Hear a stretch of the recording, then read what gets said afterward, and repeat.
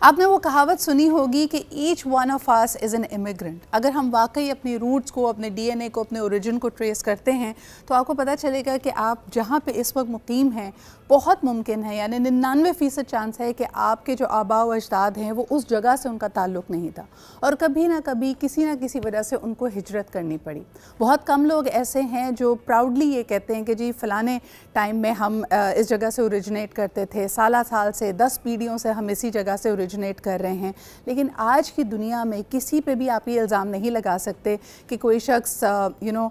زیادہ محب الوطن ہے، ان کی زیادہ ایک اجارہ داری ہے کسی بھی ملک کے اوپر، کیونکہ we have all become such a mix plate. لیکن کیا یہ ہمارے اندر برداشت کو، ٹالرنس کو بڑھا رہی ہے یا ہمارا آپسی تفرقہ ابھی بھی ہے؟ ہم ایک دوسرے کو نسل کی بنیاد پہ، رنگت کی بنیاد پہ، زبان کی بنیاد پہ، یہاں تک کہ ریلیجن اور مسلک کی بنیاد پر یقیناً جج کرتے ہیں. And that should stop again, because کہیں نہ کہیں ہم سب یہ جو کلیم کرنے کی کوشش کرتے ہیں پیور بلڈس کا یا رائلٹی کا، وہ درست نہیں ہے. اکثر آپ نے یہ بھی سنا ہوگا کہ جب ہجرت کر کے لوگ آتے ہیں تو اپنی ساری جو ہسٹری ہوتی ہے اس کو ریکریٹ بھی کر رہے ہوتے ہیں. آج یہ تمام باتیں میں اس لیے کہہ رہی ہوں کیونکہ یونائٹڈ نیشنز کی طرف سے انٹرنیشنل مائیگرنٹس ڈے کے طور پہ منایا جاتا ہے 18 دسمبر کو. تو آپ جہاں بھی ہیں،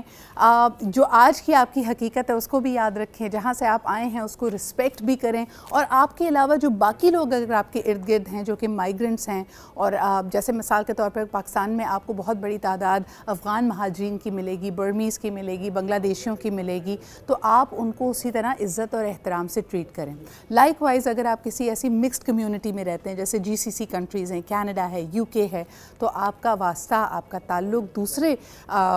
رنگت کے لوگوں سے، دوسرے ایتھنیسٹی سے بنتا رہتا ہوگا، اور یقیناً یہ اہم ہے کہ آپ ان کے ساتھ بھی اچھا رویہ رکھیں. آئیے شروعات کرتے ہیں اس رپورٹ سے، کیونکہ یہ ریاستوں کے لیے، ملکوں کے لیے ایک بہت بڑا سوالیہ نشان ہے کہ انہوں نے آنے والے وقتوں میں اپنے معاشرے کو کیسے تشکیل دینا ہے، کیا پالیسی فریم ورکس ہونے چاہیے تاکہ جو نیو کمرز ہیں وہ اپنے آپ کو، ان کے لیے بھی ایک لیول پلینگ فیلڈ ہو، وہ کہیں اپنی حق تلفی نہ سمجھیں، کہیں ان کو دیوار سے نہ لگایا جائے، اور یقیناً ایسا کرتے ہوئے جو لوگ وہاں پہ آلریڈی رہتے ہیں ان کی ڈیموگرافکس کو بھی آپ کسی سوشل انجینئرنگ کے تھرو بدلنے کی کوشش نہ کریں. Take a look at this report and we'll be back with more stories. عالمی یوم مہاجرین پر مہاجرین کے حقوق کے حوالے سے اگر کسی ملک کی مثال لینی ہو تو وہ پاکستان ہے. یہاں 40 سال سے زائد عرصے کے دوران لاکھوں افغانیوں نے پناہ لی. 1979 میں کابل پر سوویت یونین کے حملے کے بعد 40 لاکھ سے بھی زائد افغان اپنا ملک چھوڑ کر پاکستان آ بسے. پاکستان نے نہ صرف انہیں پناہ دی بلکہ وہ تمام حقوق بھی دیے جن کا یہ عالمی دن متقاضی ہے. میرا نام محمد ابرار ہے،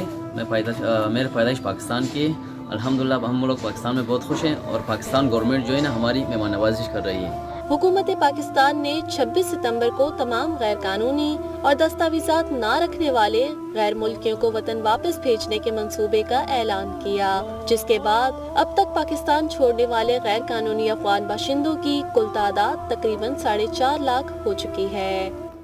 اچھا، یہاں پہ آپ کو ہمیشہ ایک جو پرسپیکٹیو کا ڈفرینس ہے وہ نظر آتا رہے گا. یقیناً ایک بڑی تعداد میں مہاجرین، افغان مہاجرین پاکستان میں بستے ہیں، لیکن ایک مکسڈ اوپینین پایا جاتا ہے. یقیناً